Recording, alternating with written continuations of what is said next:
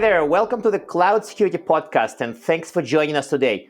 Your hosts here are Tim Peacock, the product manager for threat detection here in Google Cloud, and Anton Chavakin, which is me, a reformed analyst, that's important, and a member of Cloud Security team here at Google.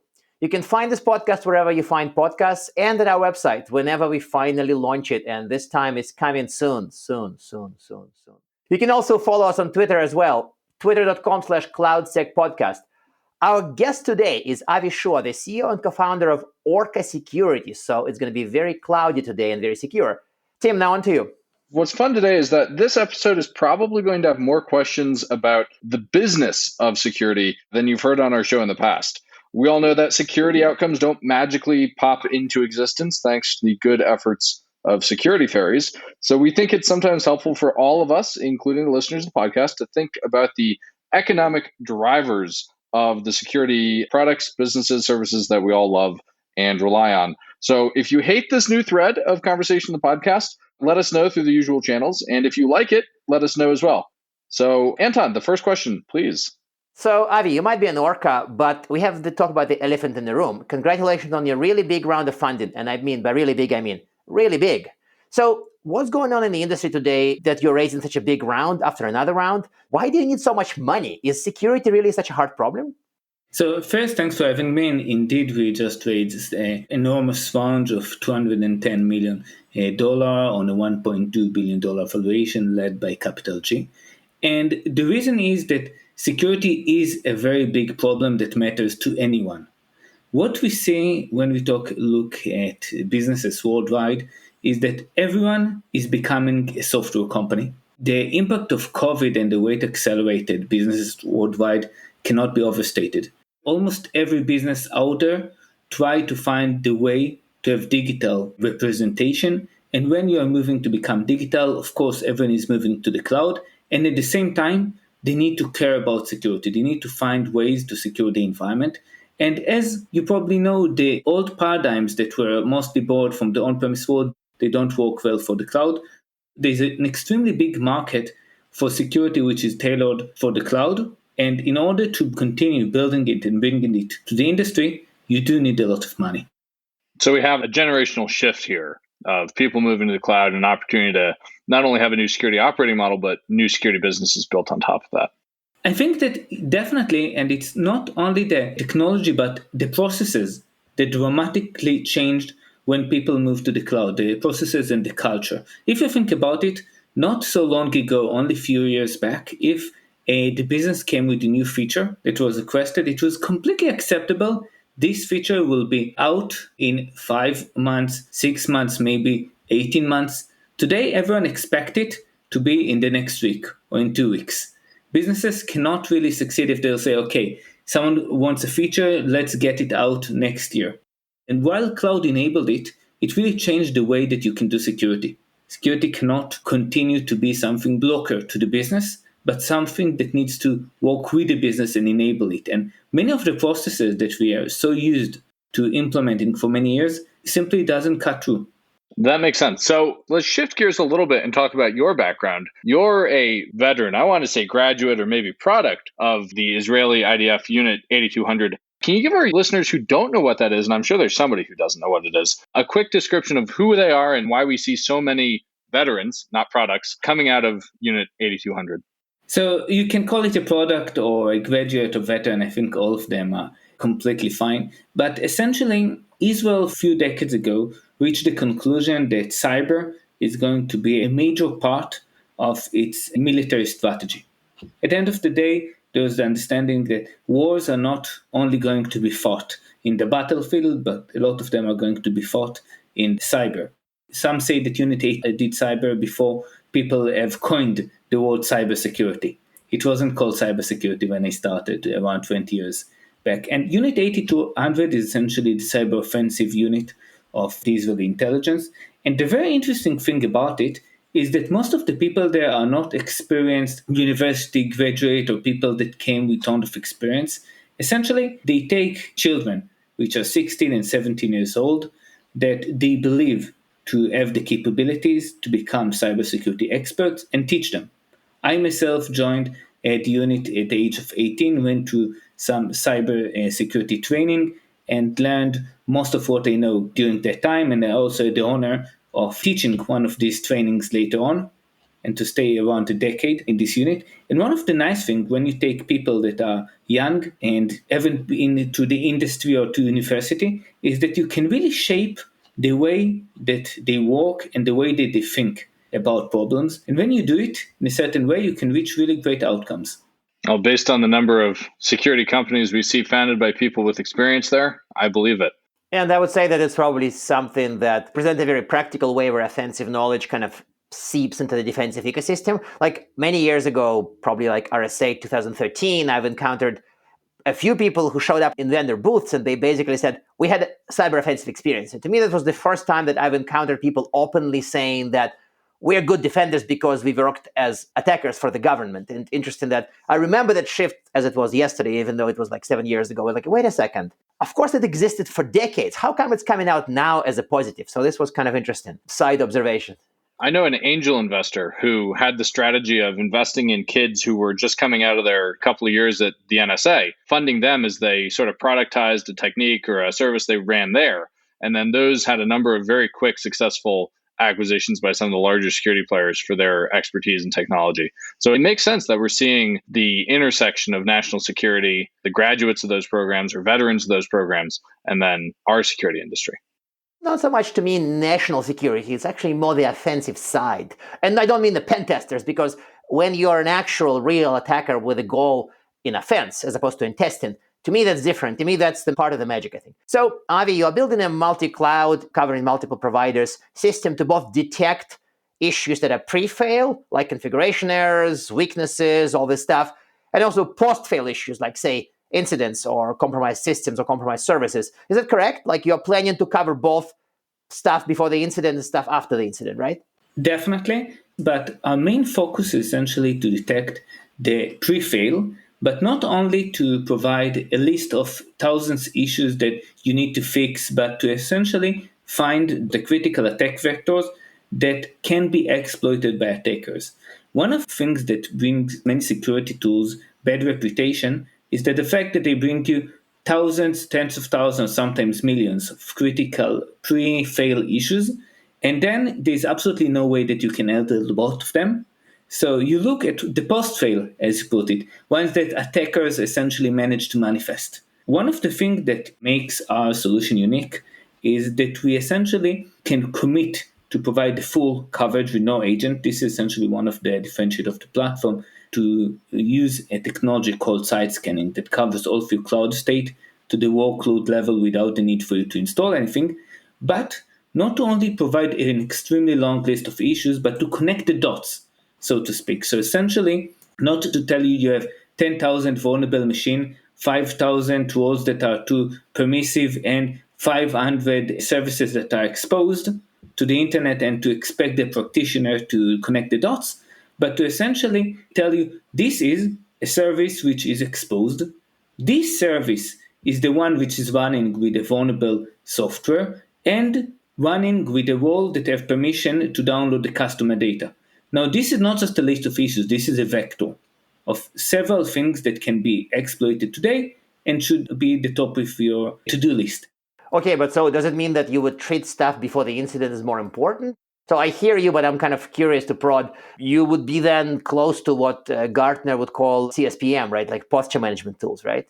The CSPM's tools are, the way I see it, and I really love to speak not necessarily the Gartner language, because the Gartner language essentially many times is coined the way that the industry evolved, and this is not necessarily the way that we should look at these things, is that you want to see all of the risks in your cloud environment. And if you'll ask someone who is not a cybersecurity expert, what are the risks? These are not only cloud misconfiguration. CSPMs, as Gartner called them, essentially focused mostly on the cloud configuration. They don't look at your workloads, at the vulnerabilities, at the CIEM risks, at customer data which is not encrypted, etc. We are trying to detect all issues that exist in your cloud environment. And when I say in, it's not only within the configuration, also in the workload, in the data, etc. Okay, but so that still means mostly stuff that leads to incidents as opposed to incidents. Exactly. But again, to not only to give a long list, but to connect them together. Yeah, I mean, one of the interesting things here to me is the opportunity for dealing with alert fatigue. Like, we've all heard that a famous retailer, when they were breached, their point of sale malware had been picked up by one of their threat detection systems before the card data exfil happened. They said they didn't catch it because of alert fatigue. Clouds and cloud security requirements are, to pun, quite nebulous in many cases, and it's hard to optimize your SOC around that. So, how are you thinking about this problem of alert fatigue and giving analysts the right thing at the right time?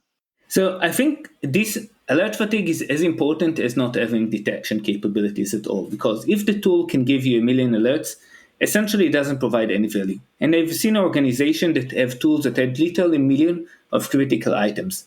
And when you have 1,000,000 critical items you need to look at, these are real numbers, then essentially you don't have a clue. And the only thing is that you have is once you're breached, someone will go back to and tell you, but you got a tool that alerted on that.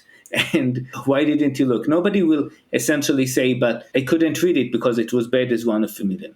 I think that one of the main issues that cause this alert fatigue is that we are having too many tools. And these tools are working in silos and they don't share the information. And essentially, we are many times just prioritizing the issues based on what is the most pickable lock in my organization. Imagine that someone came to your offices and just put list of pickable locks. It might be the lock in the restroom. It might be the lock in the janitor closet. It might be many locks, but one of them is also the lock to the safe that contains all of your sensitive data. So essentially, it doesn't make sense to prioritize only based on that. But because we're taking too many tools that are working in silos, most organizations need to connect the dots themselves, and therefore they end with so many issues that they simply cannot make sense.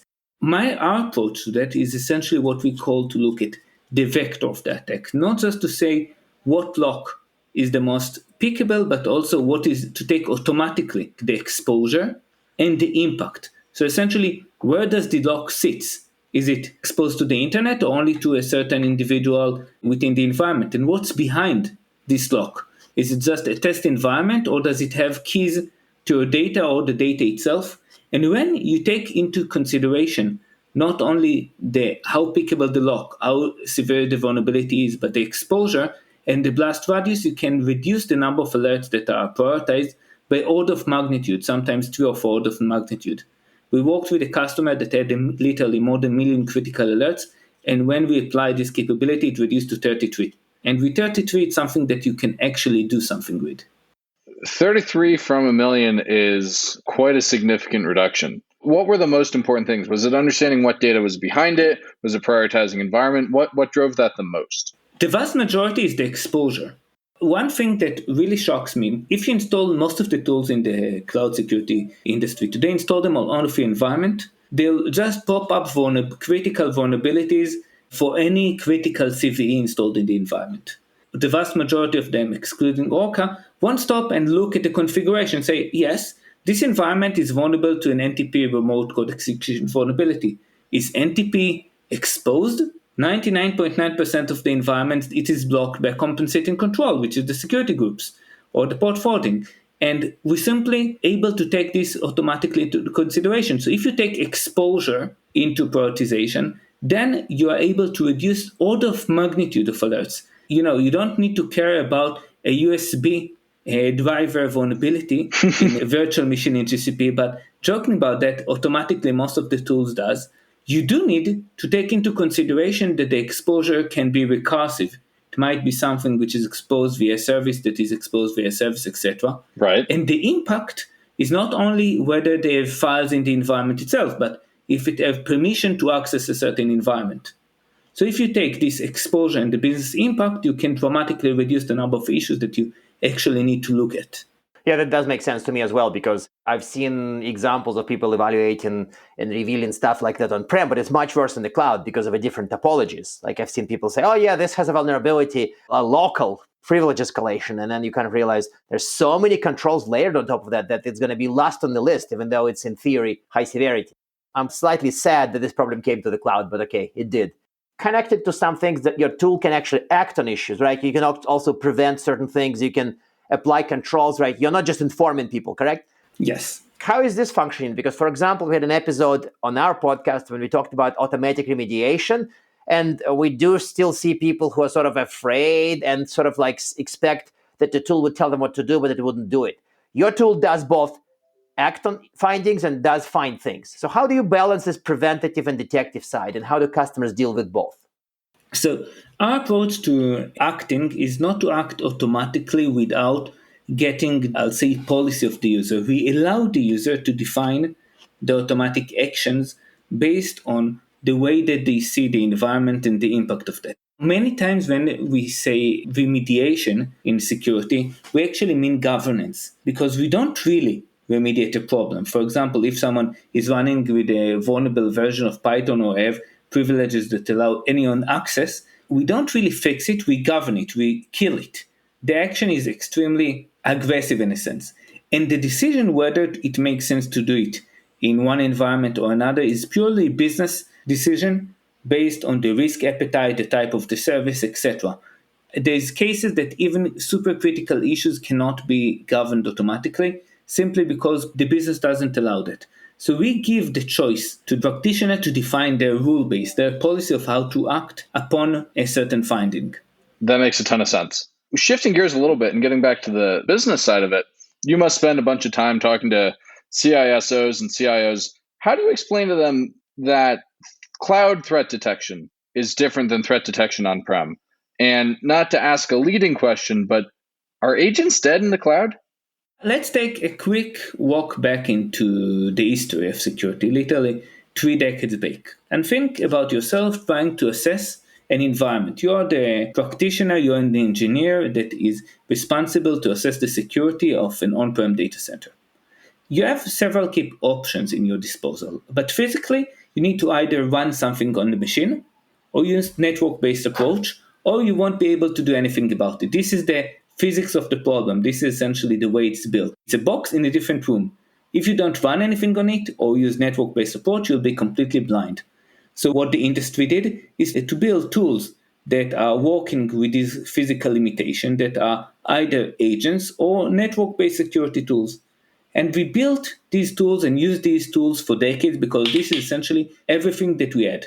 When the cloud came, we as an industry just did exactly what humans usually do. We took what we had, said, okay, it worked on the on-prem, it should work on the cloud.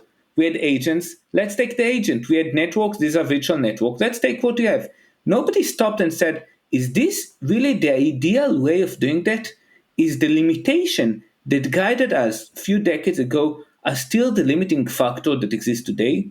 And truth is, these are no longer the limiting factor. These are no longer a physical machine in a room. These are virtual entities that are purely software that can be looked in a different way. There's many other paths that are not the network. There are many other risks. And just lifting and shifting the security controls, it's completely suboptimal. Just like lifting and shifting your workloads is suboptimal.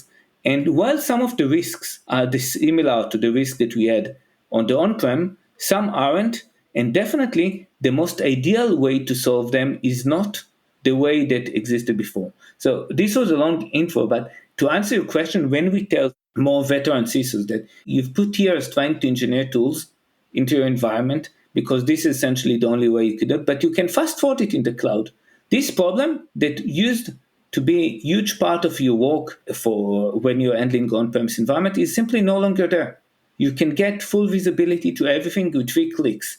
Usually they start by, no way, you're kidding me, that you can do it without deploying things, without changing configuration, etc. But once they see, they understand that simply there's a better way to do it in the cloud. I like that. Are you talking about the modern environments, or are you talking about people who did lift and shift? So this is kind of my side question to this. If somebody applied all the on-premise thinking and all the possible worst lift and shift practices for their IT, does your magic still work? Does your way to observe things with agents, does it still work? Because this is an important question to me. Definitely, because essentially what we do is we leverage the capabilities of the cloud providers to assess the environment without the need for agents. So even if you lifted and shifted the environment and snapshotted all of your machines and ran them as virtual machine in the cloud without doing any modernization, we can still do our magic or side scanning technology, which is the better name that we call it, to assess them by utilizing the native capabilities of the cloud because they're still running on the cloud. Essentially, one of the things that we really love about what we do is that we don't ask anything about the environment. We do the enumeration and scanning ourselves. We don't ask if you use managed containers, whether you use just virtual machine you copied, whether you installed Kubernetes on host or used any of the managed services. We just find out and scan in a touchless manner. Okay, that does make sense. And so while we're discussing this, I kind of have another side question, which came up in a few discussions, and I even started doing a Twitter poll to figure out the answer. So when you mention the threats that you would observe for and other things, are these typically more cloud-specific threats, or are these threats more traditional threats but against cloud assets? Because where I'm going with this is, if I do lift and shift, not that I recommend it, I would end up with a lot of traditionally configured assets in the cloud. And so they would be affected by, well, traditional threats, all the way down to the 80s, password guessing or whatever. So do you mostly fight cloud-specific issues, or do you fight traditional issues in the cloud? We fight both, but what we usually see is the top ones that attackers use combinations. And I think that the siloed approach that many organization vendors takes is essentially the one that causes that. At the end of the day, you don't really care about, and of course I'm exaggerating, but you don't care about GCP configuration or Kubernetes configuration or about secrets configuration, etc. You care about the combinations of them. And when you just look at one of them, you're probably going to miss the others. Of course, there might be risks that are only in the configuration, but most of the cases I see things that are exposed that they shouldn't. These things might be vulnerable. These things may have privilege that they shouldn't have. And it's the linkage which essentially allows the attackers to get into the environments. Okay, so that's sort of a combination. You wouldn't necessarily call it by saying they deal with issues they had in the data centers, because cloud technology, for example, made them exposed or something of that sort, right? You need to understand the environment that you live in. For example, I've seen cases that people just lifted and infected the environment and configured the virtual machines to run with permission asterisk on asterisk, essentially to be able to change anything in the cloud environment. And essentially, then if one thing is breached, everything is breached. And they are completely unaware of this permission configuration of the cloud because they just thought we are lifting and shifting. That is a frightening thing to hear. But it's also a reality-based thing to hear, right? A reminder that the world we live in is a dark and scary one. So, Avi, I have a kind of a painful question for you, possibly, or maybe a risky question. A few RSAs ago, I went and talked to people in different booths, and I probably even visited your booth maybe, and asked questions like this. Why should somebody use security tools from a startup rather than the cloud provider? And of course, I knew part of the answer at the time I was still a Gartner analyst. For example, you do cover multi-cloud in a harmonious way, so you can have same controls applied to us and other providers. But how would you go about deciding whether to use controls offered by a cloud provider, like say GCP, whether for free or for separate money, or where you need to buy technology from a third-party vendor, like say Orca? How would you go about deciding this? The way that we look at it as Orca is that we are not trying to look at the security of the cloud or separately from the security of the things running in the cloud, which is the more, I'll say, standard way of looking at it. If you're just looking at securing the cloud configuration itself, then what you are suggesting makes sense. You have the cloud provider is probably the expert in the configuration of his technologies. So you can use tools that he provided to verify the configuration of that environment. But what you're usually doing in the cloud environment is that you need to secure as a holistic entity your application and the entire stack that runs in your cloud environment, which take into consideration the cloud provider controls, the infrastructure configuration if you're using Kubernetes, a similar operation system, the applications, and the connections between them. So, for example, even if you are using the native cloud provider authentication and entitlement scheme, you still may have private keys and public keys that you need to control. Most of the tools, essentially, the cloud provider provide are focused on configuring the environment, while some startups like Orca and other vendors are trying to look at the problem of things that run in the cloud. If you think about it, the entire IT moved to the cloud, essentially. So all of the security stack can be adjusted to the cloud, and I think does it make sense to expect only the cloud providers to be the vendors selling security. So we see a bit of a security, pardon my Italian heritage, a bit of a security lasagna, where you're suggesting cloud provider with third party on top. Is that how you're thinking about it? I really love, by the way, the security lasagna. Yeah. Please use it. I will definitely use it, but I think that one of the things that the cloud enables is not to look at it as a lasagna and secure each layer separately, but try to look at it holistically. While the cloud providers might be the expert in a specific layer in the lasagna, you need someone to look also at the operation system and the tomato layers. I couldn't find the greatest analogy. We can't think of the dinner slice by slice. We have to think of the dinner as a whole. Exactly. And the implications between them. And this is essentially something that, as in the on-prem world, you haven't bought all of your security from the vendor who sold you the data center, the networking, etc. It doesn't make sense that all of the security will come from the cloud providers. That makes a ton of sense. So we're getting close to time. I want to ask one last question before we wrap up. What should our listeners read, in your opinion, to get deeper on one of the many things we touched on? I hate to leave listeners and say, all right, thanks a lot. What should they go check out in addition to learn more about all this? So first, I'll recommend everyone who's interested to learn more about what we are doing at Orca to come visit us at orca.security to see a quick demo of how we're able to scan your environment for free, literally within 3 clicks, and see things that you've been missing. And I usually recommend to read about recent attacks and try to understand all of the layers that were involved in them. It's never, in my experience, just one mistake. It's a combination. And trying to understand how things relate to each other and how a series of mistakes can essentially bring you to the front page, and usually not in a very good way. I like the series of mistakes thing. That rings true for both the security incidents I've helped my customers with, but also personally when I've crashed skiing this season. It was usually a series of mistakes. Going too fast, weird snow, overconfidence. So with that, Avi, I just want to thank you so much for joining us today. This was a ton of fun. Listeners, we're going to post links to all of the materials we discussed on our podcast website when we do, I promise, launch it. We'll also tweet some of the links that were discussed today. You can follow this podcast wherever podcasts are distributed. You can follow the podcast Twitter account, twitter.com/CloudSecPodcast. My co-host Anton is at Anton_Chuvakin. I myself am at _Tim Peacock. So once again, I will ask that you tweet at us, email us, argue with us. If we like or hate what we hear, we'll invite you to the next episode. And with that, see you next time on the Cloud Security Podcast.